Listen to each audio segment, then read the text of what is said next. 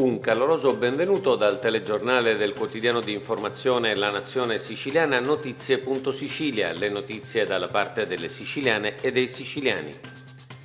Fratelli d'Italia e diventerà bellissima si schierano con la Galla. Il fronte anti-Musumeci, che aveva tentato di isolare Fratelli d'Italia e diventerà bellissima, ha subito un pesante contraccolpo. Il ritiro di Carolina Varchi dalla candidatura a sindaco nella mattinata di ieri e il successivo comunicato di Giampiero Cannella, coordinatore regionale di Fratelli d'Italia per la Sicilia occidentale, nel quale il partito si schiera con l'ex rettore Roberto La Galla, nonché la nota simile di Alessandro Aricò, capogruppo all'Arts di Diventerà Bellissima, hanno di fatto creato nel centrodestra un'altra coalizione di ugual peso, se non maggiore, di quella di Francesco Cascio. Il centrodestra è a questo punto diviso in due grandi schieramenti, quello di Francesco Cascio, nel quale prevalgono le forze politiche e i gruppi che cercano da mesi dentro il centrodestra di indebolire il governo Musumeci allo scopo di non ricandidarlo alla presidenza della regione, e quello di Roberto La Galla, nel quale prevalgono le forze politiche e i gruppi che sostengono in modo coerente la ricandidatura di Nello Musumeci. Se non vi saranno nuovi mutamenti, lo scontro fra i due centrodestra sarà esplosivo e la contrapposizione potrebbe persino determinare una polarizzazione dell'elettorato in grado di produrre un ballottaggio tra La Galla e Cascio. Cascio faccia come la Varchi, si ritiri a favore di La Galla. Non resta più molto tempo, ma forse non è ancora troppo tardi. Francesco Cascio, candidato di una parte del centrodestra, può ancora fare un gesto di responsabilità, pari a quello fatto ieri da Carolina Varchi, e ritirare la propria candidatura a sindaco in favore dell'ex rettore Roberto La Galla.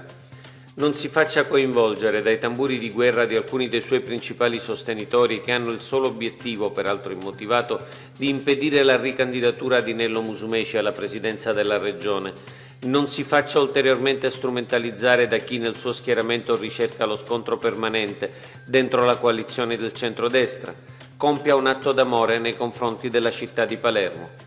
Cascio e La Varchi, entrambi ottimi candidati, hanno rappresentato in queste settimane di confronto-scontro sulle candidature a sindaco di Palermo i fronti opposti di un conflitto fra i rispettivi partiti. La Varchi ha già scelto di ritirare la propria candidatura, compiendo un sacrificio personale per il quale va pubblicamente ringraziata. Adesso tocca a Cascio compiere lo stesso sacrificio e consentire così l'unità della coalizione di centrodestra, per impedire che a Palermo tornino quelli che l'hanno governata negli ultimi anni. L'ex rettore Roberto La Galla, fino a qualche giorno fa assessore del governo Musumeci, è a detta di molti la persona adatta per rappresentare l'unità della coalizione ed è certamente una personalità capace di incarnare il bisogno di cambiamento che con forza esprimono i cittadini di Palermo. Un ritiro di Francesco Cascio a favore di Roberto La Galla sarebbe un gesto di generosità sicuramente apprezzato dai palermitani. Bonus affitto, quasi 7.000 domande. Sono 6.700 le istanze presentate per il bonus affitto della regione siciliana. I termini sono scaduti lo scorso 21 aprile. Supera i 13 milioni di euro, commenta l'assessore regionale alle infrastrutture Marco Falcone, l'ammontare degli aiuti che il governo Musumeci assegnerà entro le prossime settimane, con erogazioni che raggiungeranno anche i 3.000 euro a famiglia, dando un concreto sostegno a molti nuclei familiari gravati non solo dalla necessità di un affitto, ma anche dalle conseguenze della crisi economica in atto a più livelli. Il bonus è rivolto a redditi con ISEE fino a 15.000 euro annui e a coloro che hanno subito cali reddituali dovuti all'emergenza Covid-19. La Sicilia incentiva l'allattamento al seno. L'allattamento al seno nel senso comune di oggi appare come un'immagine in bianco e nero del passato, mentre è ancora essenziale come una volta per un corretto sviluppo del bambino. Infatti i primi 1000 giorni di vita rappresentano un crocevia strategico per la prevenzione dello sviluppo delle principali malattie croniche non trasmissibili e la promozione di adeguate competenze cognitivo-compartimentali, relazionali e sociali. A questo cruciale periodo evolutivo è stata dedicata la seconda conferenza regionale promozione dell'allattamento in Sicilia, la prevenzione nutrizionale nei primi 1000 giorni, che si è tenuta a Palermo.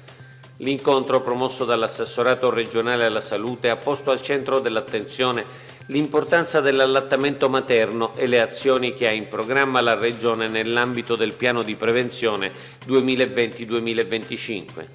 La Sicilia, ha detto l'assessore Razza, è una delle regioni italiane che più hanno investito, non soltanto in comunicazione, ma anche in organizzazione con la Banca della Donazione del Latte, l'ultima inaugurata nei mesi scorsi all'ospedale Garibaldi di Catania, ma con una presenza storica anche a Palermo e Messina.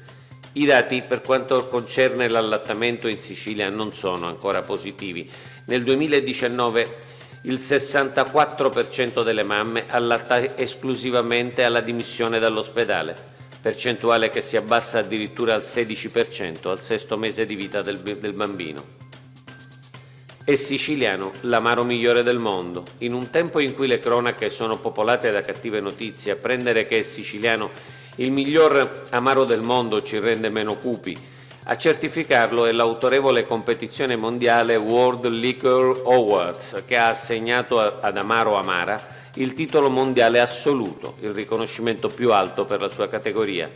Nel corso degli anni nessun amaro siciliano è mai arrivato così in alto. Grande è la soddisfazione di chi 9 anni fa trasformò in realtà il sogno di creare un amaro artigianale realizzato solo con scorza di arancia rossa di Sicilia IGP ed erbe spontanee dell'Etna. Complimenti all'Amaro Amara. Oggi è tutto per l'informazione della Nazione Siciliana a notizie.sicilia e appuntamento alla prossima edizione.